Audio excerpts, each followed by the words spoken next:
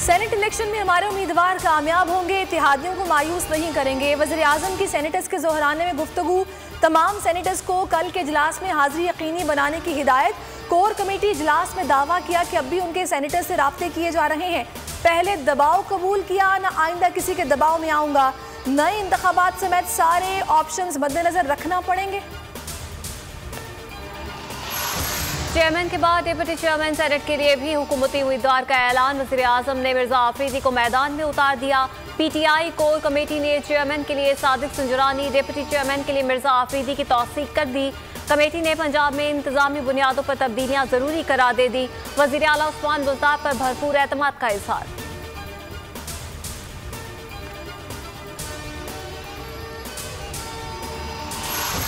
मरियम नवाज और मौलाना फजल रहमान का horse trading का इल्जाम। हमारे सेनेटर्स को नामालूम नंबरों से फोन कॉल्स आ रही हैं।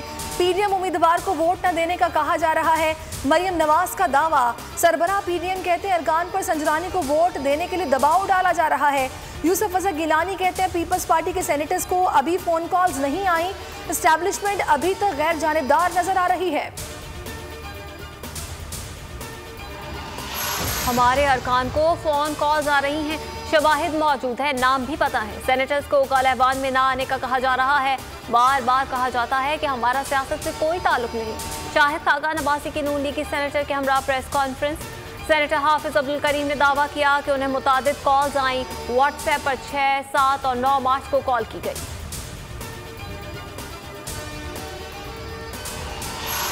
मरियम नवाज ज़हनी तौर पर मान चुकी हैं कि वो कल का इलेक्शन हार रही हैं। हम तैयार हैं और जीतेंगे। वज़ीर इत्तलात शिबली फराज की प्रेस कॉन्फ्रेंस। कहा पीडीएम की गुज़श्ता 6 माह की कारकर्दगी 0 है।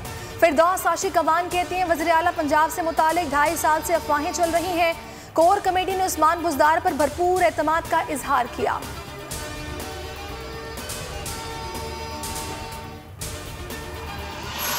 वोट यूसुफ रजा गिलानी ने भी मांगा है। किसको वोट देना है ये फैसला पार्टी करेगी।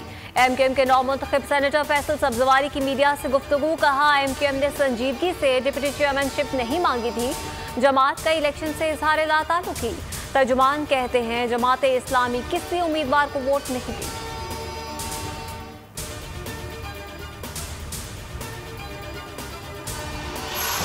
सिंध असेंबली के बागी अरकान को पार्टी ने सजा सुना दी। असलम अबड़ो और शहरियार शर को पार्टी से निकाल दिया। पीटीआई की नज़्म एहतसाब कमेटी ने मुत्तफ़िक़ा फैसला जारी कर दिया। दोनों अरकान के खिलाफ इलेक्शन कमीशन से रुजू करने की सिफारिश। तर्जुमान सिंध हुकूमत मुर्तज़ा वहाब का रद्द अमल।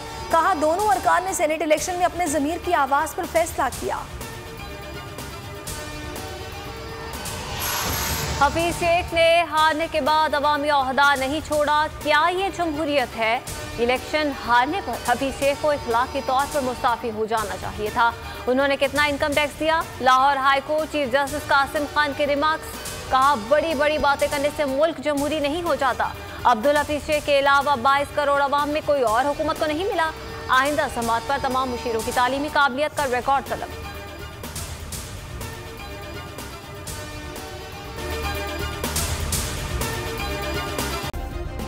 सब्सक्राइब करें और बेल दबाएं ताकि कोई खबर रह न जाए।